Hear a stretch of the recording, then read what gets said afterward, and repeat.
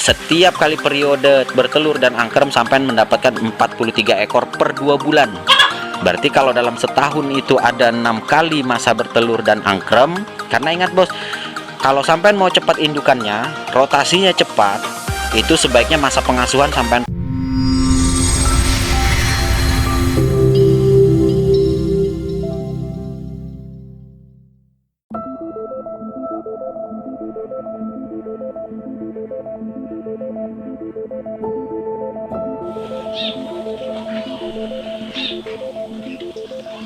Assalamualaikum warahmatullahi wabarakatuh. Selamat pagi, salam sejahtera ya bos. Balik lagi di channel kita Bakal Peternak. Apa kabar bosku?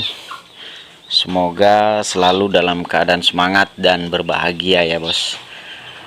Oke, baiklah bosku, kali ini kita akan bersharing tentang cara sederhana untuk sukses peternakan ayam kampung bermula dari modal seadanya. Jadi kemarin beberapa waktu yang lalu sempat ada beberapa orang yang sempat menanyakan tentang bagaimana sih memulai ternak ayam kampung yang dari modal seadanya, artinya ya kandang ya segitu-gitunya, terus juga ada beberapa ayam juga nggak banyak ya. Kalau kemarin sih gambarannya ada 3 betina dengan 2 jago, tapi oke lah, saya akan buat satu buah percontohan, sebuah gambaran ya bagaimana memulai sebuah peternakan ayam kampung dengan modal seadanya, tetapi peternakan ini kelak kemudian akan bisa berjalan. Oke, baiklah bosku, ini mumpung sore-sore ya, kita juga habis bersih-bersih kandang dan mungkin next akan kita bahas. Ini kondisi kandang Bakal Peternak bos. Alhamdulillah sampai hari ini kebersihannya tetap kita jaga, tetap selalu dalam kondisi kering ya. Walaupun sempat beberapa waktu yang lalu di video mungkin setahun yang lalu itu sempat becek luar biasa, tapi alhamdulillah sekarang sudah kondusif. Kita sudah mulai melakukan pengupayaan supaya air hujan itu nggak ngendap ya, termasuk salah satunya ini di sini. Jadi tanah yang gampang berlumpur itu saya buat perapian di atasnya supaya dia keras dan padat. Kemudian di sisi yang lain juga seperti tanah yang di sana yang berlubang besar itu sudah kita kondisikan juga. Dan kemarin sempat sejak awal Bakal Peternak kandang ini hampir tidak pernah kita gunakan dan sekarang sudah mulai kita pakai. Dan di dalamnya sini sudah ada bakal-bakal indukan dan ayam pembesaran, serta di sana ada indukan Elba. Kita dengan sistem koloni. Kenapa nggak di sini Elbanya? Karena nggak banyak juga bos. Di sana ada 3 betina 1 jantan. Oke, baiklah bosku ya. Kita kembali ke materi tentang bagaimana sih sebenarnya sederhananya kalau kita mau memulai ternak, terutama buat pemula yang benar-benar baru dan sama sekali nggak ada bekal apa-apa ya, hanya modal ya mungkin pada saat nonton channel Bakal Peternak kemudian terinspirasi, termotivasi, ya udah alhamdulillah ya. Nah kemarin secara kebetulan ada beberapa orang yang menanyakan hal yang serupa ya. Oke, jadi seperti ini bos ya, pada saat sampean memiliki ayam, anggaplah kita ambil salah satu contoh saja ya, sampean punya 1 jantan dengan 4 betina atau 5 betina. Sekarang pertanyaan saya cuma satu, sampean ternaknya asal sekedar ternak atau memang punya niatan untuk mengembangkan peternakan? Karena kalau asal ternak aja gampang bos, gampang banget. Sampean cukup buat tempat atau petarangan dia nginep ya, nginep bisa di pohon atau sampean bisa buatkan secara khusus. Kemudian dengan pakan seadanya, sampean pakan bahkan bisa gratisan, sampean bisa cari di warung-warung sisa nasi, di rumah sampean juga ada tuh sisa nasi ya kan, sisa-sisa makanan daripada kebuang, sampean berikan ke ayam. Atau sampean boleh carikan sayuran-sayuran hijau sebagai cemilan itu dengan gratis di bakul-bakul sayur. Itu paling gampang bos, nggak perlu modal ya. Tetapi kalau sampean mau menerapkannya secara profesional, menerapkannya secara lebih serius, nah di sini sampean dibutuhkan ketekunan, dibutuhkan disiplin, mau belajar, serta komitmen. Karena gini bos, ternak ini kadang gini ya, kenapa saya sebut komitmen dan konsistensi sebenarnya sih ya, lebih tepatnya itu. Ada beberapa hal sepele, beberapa hal yang menurut kita itu kecil ya, tapi terkadang justru itu yang membuat kita itu males ngerjainnya. Jadi ya per waktu rajin, tapi nanti di lain waktu males, sehingga berhari-hari tidak dilakukan. Padahal yang dibutuhkan hal-hal sepele atau hal-hal kecil ini dibutuhkan itu kontinuitas, artinya kelangsungan, terus menerus. Jadi nggak boleh umpamanya seminggu dilakukan, terus pray lagi 3 hari, atau seminggu lagi, nanti seminggu berikutnya baru dilakukan lagi. Tidak, bos. Ternak ayam kampung ini hal-hal kecil yang terus kita lakukan secara berkesinambungan. Salah satu contoh nih, nyuci tempat pakan, tempat minum. Nih ya, tempat minum itu setiap hari, bos. Jangan hanya umpamanya nih 3 hari sekali, atau tidak bisa, bos, tidak bisa. Kenapa? Karena tempat minum ini menjadi salah satu media berkumpulnya bakteri ya, apalagi kalau dalam kondisi sering hujan, itu disitulah nanti ayam sampean itu bisa terkontaminasi dengan beberapa penyakit ayam kalau sampean nggak rutin bersihkan. Jadi wajib tetap dibersihkan. Ini terkait dengan sanitasi dan biosecurity.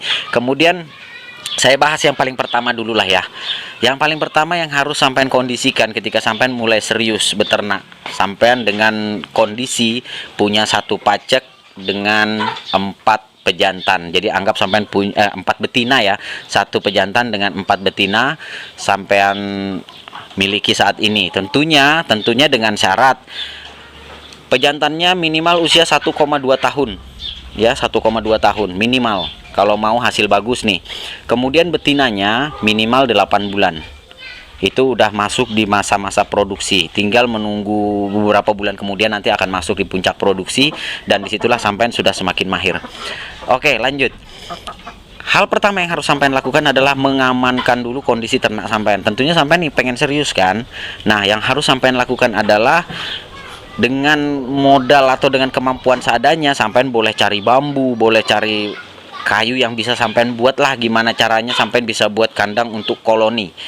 Koloni itu bisa berbentuk seperti ini boleh, tetapi saya sarankan kalau 4 betina 1 jantan dengan ukuran yang besar seperti ini, sebaiknya kandangnya jangan yang model begini. Ini kenapa saya tempatkan seperti ini, bos? Karena di sini hanya diisi oleh ayam Elba saja yang ukurannya memang berbeda dari ayam kampung biasa. Tapi ini pun juga cukup lah kalau untuk ukuran ini. Ukurannya kalau nggak salah sekitar 1,30 meter kali 1,30 meter ini ya, muatnya hanya segini, bos. Tapi kalau untuk 4 jantan 1 betina itu minimal 2 meter kali 1,5 meter. Oke, next, anggap sampean sudah mengupayakan itu ya, sudah mengupayakan soal kandang. Jadi kondisinya nanti seperti ini, bos. Dan usahakan bos ya, tempat minum, tempat pakan semua di luar. Kenapa? Supaya nih ayam di dalam, indukan di dalam itu tidak stres dengan adanya kita yang sering keluar masuk. Cara ngakalinnya gitu. Kemudian yang kedua, perhatikan sirkulasi udaranya. Jangan terlalu panas, pengap, engap, itu jangan, bos. Jadi ada sirkulasi udara ketika angin berhembus. Kemudian intensitas cahaya dari sinar matahari yang masuk itu bisa langsung masuk ke kandang atau terkena paparan cahaya matahari, itu sudah cukup seperti ini ya. Ini penting, kenapa? Karena ini untuk kesehatan indukan-indukan kita ke depannya. Oke, setelah kandang beres, yang kedua yang perlu sampean perhatikan adalah pakan. Nah, ini faktor yang tidak bisa disepelekan. Kenapa? Karena 80-90% kelangsungan dari peternakan itu sendiri tergantung pada efisiensi pakan. Jadi sejauh mana sampean bisa menyiapkan atau memberikan pakan terbaik kepada ternak ayam sampean, disitulah nanti sampean bisa memetik hasilnya lebih baik juga tentunya. Tapi kalau dengan pakan seadanya ya seadanya juga, bos. Ya, contoh nih, kalau untuk sampean ingin memperoleh telur yang besar dari indukan yang memang bagus, itu sampean berikanlah asupan protein dan karbohidrat serta mineral yang cukup. Karena kalau tidak, telurnya akan kecil-kecil, atau dia kurang mineral, telur lunak dan lain sebagainya ya. Nah, ini yang penting kita ketahui, bos. Kemudian pakan sendiri, sampean bisa cek di video-video bakal peternak, terutama di playlist ya. Sampean buka aja di playlist tentang pakan ayam. Di situ komplit bos tentang pakan alternatif. Tetapi di sini saya hanya memberikan gambaran secara umum saja. Kalau karena modal sampean di awal itu masih kecil, atau boleh dikata modal benar-benar dari nol putul, sampean boleh mengupayakannya dengan mencari sumber-sumber pakan gratisan atau harga murah di daerah sampean. Yang penting pertama, sampean perhatikan ya, pakan alternatif yang mengandung protein cukup. Contoh seperti ampas kelapa. Ampas kelapa itu proteinnya 11%. Itu sebelum difermentasi. Apakah bisa untuk indukan? Saya bilang bisa. Yang penting harus disupport oleh pakan lain. Contoh kalau sampean pakai ini, contoh saya ya. Saya ini, wih bersih bos, padahal baru aja nih dikasih makan. Saya pakai untuk pakan indukan ampas kelapa dengan ditambahkan 25-30% konsentrat. Kenapa? Karena saya juga mau hasil bagus untuk indukan saya bos. Makanya pakan alternatifnya ini membantu saya menekan biaya pakan, konsentrat menopang nutrisi pakan agar cukup untuk ayam. Jadi seperti itulah kurang lebihnya. Kemudian kalau sampean umpamanya ini masih agak berat untuk membeli konsentrat yang memang harganya bisa 10-11 ribu per kilo, sampean boleh mengupayakannya dengan tepung ikan. Tepung ikan di beberapa daerah terutama di Jawa itu harganya masih terjangkau bos, sekitar 5.000 per kilo. Sampean nggak usah pakai banyak, yang penting menurut hitungan itu sudah masuk di 16% pakan adukannya, itu sudah bagus untuk indukan. 16-18% ya untuk indukan itu sudah pas. Yang penting satu, ini yang kadang terlupa nih, pasokan nutrisi karbohidrat atau energi metabolisme harus cukup. Karena kalau untuk indukan itu yang dibutuhkan lebih banyak itu adalah karbohidrat bos, bukan di protein. Kalau di ayam-ayam pembesaran seperti ini, dia masih butuh protein ya, butuh protein cukup untuk bertumbuh. Tapi kalau untuk indukan, protein sudah berkurang, hanya 16-18% saja. Karbohidratnya kita dapatnya dari jagung giling, nasi sisa, nasi aking, roti, kemudian mie apkir. Itu bisa kita dapatkan sumber-sumber karbohidrat dari situ bos, sebagai pengganti. Di mana dapatnya? Kalau kayak mie apkir dapatnya biasanya dari agen-agen. Itu biasanya ya, ada yang dijual per karung, tapi harganya juga murah sih. Per karung tuh lumayan lah. Kemarin saya dapatnya 50.000 sekarung, 50 dijahit. Kemudian ada juga roti BS. Roti BS ini sampai bisa melakukan pendekatan ke pabrik-pabrik roti untuk meminta roti yang akan dibuang, karena toh itu nggak bisa dijual lagi ya. Sampai bisa ambil, terutama roti tawar yang tanpa inti atau tanpa isi, itu bisa digunakan atau bisa difermentasi untuk tambahan karbohidrat buat ayam sampean. Dengan kemampuan sampean belajar menekan biaya pakan dengan menggunakan pakan-pakan alternatif dari sumber-sumber yang ada di daerah sampean bisa dapatkan secara gratis maupun berbayar dengan harga murah, itu sudah membantu sampean ke depannya. Jadi apakah bisa dengan pakan non pabrikan? Bisa bos, bisa. Kecuali ya kalau sampean kelak nanti peternakan sampean sudah berjalan, artinya sampean sudah jual telurnya, sudah jual bibitnya, jual DOC ya maksud saya, sudah mulai karkas, jual pedaging, bolehlah sampean mulai menggunakan pakan-pakan pabrikan atau pakan karungan.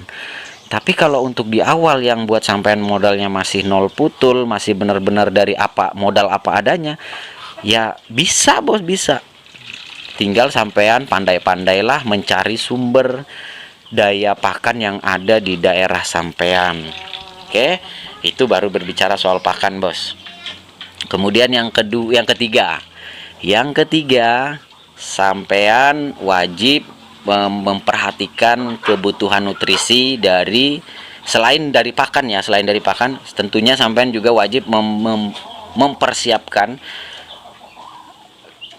tambahan nutrisi untuk ternak ayam sampean, yang tujuannya untuk kesehatan si ayam ya, dengan meningkatkan imun sistemnya, memperbaiki pencernaan dan pernapasannya ya, Kemudian dalam jangka panjang ini akan memudahkan sampean dalam beternak. Kenapa? Karena gini bos, kalau kita beternak dengan kondisi ayam ada beberapa ekor yang sakit, tentunya fokus kita akan terbagi dengan ayam yang sehat iya juga, dengan ayam yang sakit iya juga. Dan biasanya peternak langsung lemas, kebanyakan peternak langsung lemas kalau sudah ayam-ayamnya pada sakit ya. Setelah itu yang keempat yang perlu sampean perhatikan adalah indukan ini kan bakal nelor nih, pilihan sampean ada dua.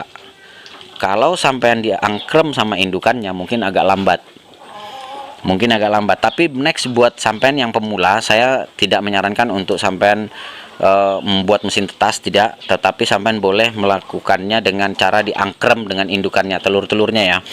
Tetapi dengan resiko sampean harus membuat sarangan lebih dari satu. Ini contoh nih, sampean punya 4 indukan, sampean harus buat sarangan seperti di sana ya, tuh seperti di sana itu, membuat sarangan itu lebih dari satu ya. Usahakan itu sesuai jumlahnya dengan jumlah indukan sampean buat 4, jadi masing-masing bertelur di tempatnya masing-masing dan angkrem di sana. Tetapi yang terpanjang dari siklus ayam ini adalah pengasuhan bos. Jadi tugas indukan itu adalah hanya bertelur dan angkrem. Setelah menetas, anakannya sampean pisah, sampean ambil, sampean pisah dari induknya, kemudian induknya sampean terapi selama kurang lebih ya, kalau saya 3 hari udah cukup ya. Kalau untuk peternak baru ya bisa seminggu lah, diterapi dulu supaya naluri ngeramnya hilang, naluri pengasuhannya hilang ya. Biasanya seperti itu indukan itu ya, kalau baru netaskan telur. Anaknya diambil setelah 2 hari dengan induknya diambil, kemudian dipisah dan buatkan box khusus DOC. Nah ini juga sudah saya bahas di materi video tentang box magic untuk DOC ya. Itu saya jamin bakalan hidup semua bos ya. Jadi anakan-anakan dari indukan yang diangkrem ini tadi diambil semua. Anggap ya dari 4 indukan ini sampean dapatnya anggaplah rata-rata 12 telur yang menetas, dari rata-rata ya, dari semuanya, karena bisa lebih bisa kurang. Anggap 12 di masing-masing 4 ekor ini, berarti 48 DOC atau 48 anak ayam sudah sampean miliki, ditambah 5 ekor indukannya. Berarti sampean sudah punya peternakan dengan jumlah populasi 48 ditambah 5 berarti 53 ekor. Oke bos ya, berkembang.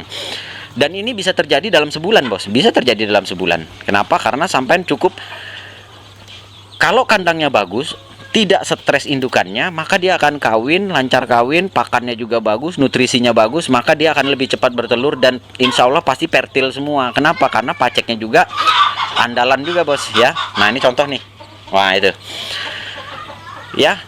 Jadi singkatnya, setelah sampean punya DOC 48 ekor ini, ternaklah, dipelihara dengan baik ya. Saya juga sudah memberikan panduannya di video-video yang lain ya tentang merawat DOC, sampean cek aja di playlist.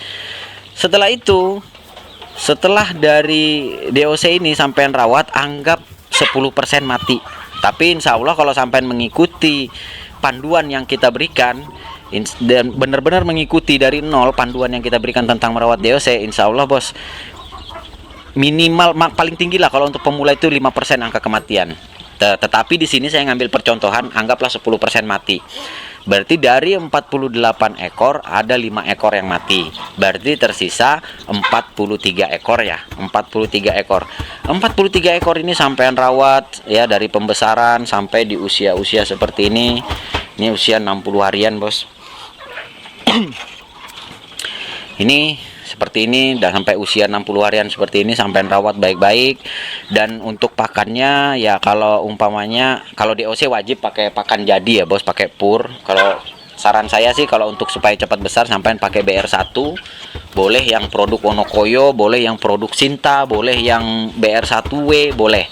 Yang penting itu untuk pur starter. Sampai boleh pakai, beri makan sampai dia berusia 2 bulan seperti ini, dicampur dengan dedak jagung atau jagung giling. Tapi kalau saran saya dedak jagung saja, karena di beberapa daerah dedak jagung ini termasuk murah bos. Harganya itu hanya kisaran 5.000 sampai 5.500 saja per kilogram. Kenapa sampai berikan seperti itu? Supaya lebih menghemat pembelian pur. karena kita ini modalnya masih kecil kan. Jadi difermentasi bos, supaya penyerapan di pencernaan anak-anak ayam ini bisa lebih optimal. Nah, selang ini terjadi pemisahan, maka kurang lebih sekitar 10 hari atau 2 minggu kemudian indukan-indukan ini akan bertelur kembali. Setelah bertelur kembali, sampean pisahkan lagi ya, sampean biarkan angkrem. Berarti ada waktu 2 minggu ditambah masa bertelur 2 minggu, berarti sebulan. Berarti anak ayam yang tadi itu sudah berumur sebulan 30 hari ya. Nah, setelah 30 hari masa bertelur sudah selesai, masuklah masa angkrem. Angkrem itu 21 hari, berarti sekitar 3 minggu. Berarti kurang lebih 2 bulan rata-rata, per 2 bulan sampai akan mendapatkan DOC dengan hitungan rata-rata tadi di awal 48 ekor. Dengan angka kematian 5%, sampai kematian 5 ekor ya. Berarti setiap kali periode bertelur dan angkrem sampai mendapatkan 43 ekor per 2 bulan. Berarti kalau dalam setahun itu ada 6 kali masa bertelur dan angkrem. Karena ingat bos, kalau sampai mau cepat indukannya, rotasinya cepat, itu sebaiknya masa pengasuhan sampai potong. Jadi sampai yang mengasuh anak-anak ayam tadi, jangan dibiarkan indukannya untuk mengasuh. Kenapa? Karena kalau pengasuhan ini diserahkan ke induk ayam, maka butuh 3 bulan baru indukan akan bertelur kembali. 2-3 bulan ke depan baru bisa bertelur kembali. Oke, berarti dalam setahun ada 6 kali rotasi bertelur dan angkrem, bertelur dan angkrem. Dalam setahun ada 6 kali dikali 48. 43. Jadi dalam 1 tahun dengan 6 kali rotasi bertelur dan angkrem dengan jarak hitungan per 2 bulan sekali itu terjadi ya. 2 bulan itu waktu apa? 2 bulan itu adalah 2 minggu masa terapi, kemudian masuk 2 minggu lagi masa bertelur, dan masuk lagi 3 minggu masa angkrem, 21 hari ya. Berarti anggaplah 2 bulan bulat ya, 2 bulan bulat. Berarti dalam setahun akan terjadi 6 kali. Dari 6 kali ini sampai menghasilkan ayam-ayam baru sebanyak 258 ekor. Nah, dari 258 ekor ini tentunya yang periode pertama sudah bisa sampean jual ya. Jadi dalam 6 bulan pertama atau sampai ambil per 3 bulan itu sudah bisa ada ayam yang dijual, yang tentunya periode pertama sudah bisa dijual. Tetapi saran saya, karena indukan ini kan waktunya terbatas nih bos, indukan ini kalau udah 2 bulan maka dia produksinya akan pelan-pelan akan menurun. Jadi saran saya sebaiknya buat sampean untuk periode pertama dipilah yang betina, yang sekiranya cara memilahnya mungkin next aja nanti saya akan bahas gimana cara memilih bakal indukan yang bagus dari ayam-ayam pembesaran seperti ini. Ini contoh nih bos, ini ya, dari kumpulannya ini saya ada pisahkan 9 ekor. Ini yang bakal indukan nih. Ini bakal indukan, padahal mereka sudah sama ya dengan di sana. Tapi ini adalah bakal indukannya yang bagus-bagus. Kenapa saya pisah di sini? Supaya saya bisa lebih memperhatikan nutrisinya. Coba lihat sampean bos ya, sehat-sehat ya. Jadi seperti itu bos. Tujuannya untuk apa? Tujuannya untuk regenerasi. Jadi nanti pada saat di tahun berikutnya ini sudah mulai upkir, maka ini sudah siap di saat dia sudah berusia 8 bulan, sudah siap untuk produksi di generasi berikutnya. Begitu seterusnya, masuk tahun kedua, begitu seterusnya. Berarti singkatnya, dalam 1 tahun sampean sudah bisa memiliki kurang lebih 258 ditambah 3 indukan. Berarti sampean punya 263 ekor dalam setahun dengan pakan seadanya. Tapi tentunya kalau DOC nggak bisa pakan seadanya ya, tetap wajib menggunakan pur atau pakan jadi dari pabrikan. Dan mulai dikenalkan dengan jagung giling atau dedak jagung. Saran saya dedak jagung saja, karena sampai hari ini pun saya pakai dedak jagung, lebih irit. Oke bos ya, jadi dengan gambaran yang saya berikan seperti ini, kalau umpamanya sampean ada yang belum sampean pahami ya, tapi next nggak usah tanya dulu lah gimana masarinnya, gimana jualnya. Kalau masih bingung dengan teknik pemasarannya, padahal di video lain udah ada saya bahas bos ya. Sampean bisa cari aja cara memasarkan ayam kampung bakal peternak, ketik aja di penelusuran YouTube pasti ketemu tuh. Tetapi kalau sampai masih bingung karena masih pemula, masih benar-benar baru, sebaiknya ya bawa aja lah ke Tengkulak, minimal dapat 50.000 per ekor, lumayan lah. 50.000 kalau bawa 10 kan udah 500.000, cukup lah buat beli pur, beli jagung giling ya, kemudian beli perlengkapan-perlengkapan seperti ini bos ya. Jadi mungkin kalau ini masih kurang jelas atau mungkin masih banyak sih bos ya yang lebih ini ya, lebih tentang bagaimana memulai dengan sederhana. Oke, anggaplah ini part 1 ya, nanti akan saya buat lanjutannya. Jadi dalam setahun sampai memiliki 263 ayam populasi dari 4 pejantan, 4 betina dengan 1 pejantan. Kemudian tadi sudah ada siklus bagaimana menemukan indukan baru sebagai regenerasi dari indukan yang ada ya. Sisanya boleh sampean jual untuk dijual kembali untuk membeli keperluan ayam, baik itu pakan maupun perlengkapan. Oke, mungkin karena ini udah sore bos, udah sore dan kita tuh habis fumigasi juga, pengasapan, ayam kita juga udah makan, jadi mungkin saya mau balik dulu ke rumah. Jadi mungkin itu saja dulu video kita kali ini, dan semoga bakal peternak bisa terus memberikan motivasi, memberikan inspirasi buat sampean untuk terus beternak skala rumahan mandiri. Jadi sekian video bakal peternak kali ini, sampai jumpa di video-video kita berikutnya. Assalamualaikum warahmatullahi wabarakatuh. Salam sukses dari Bakal Peternak.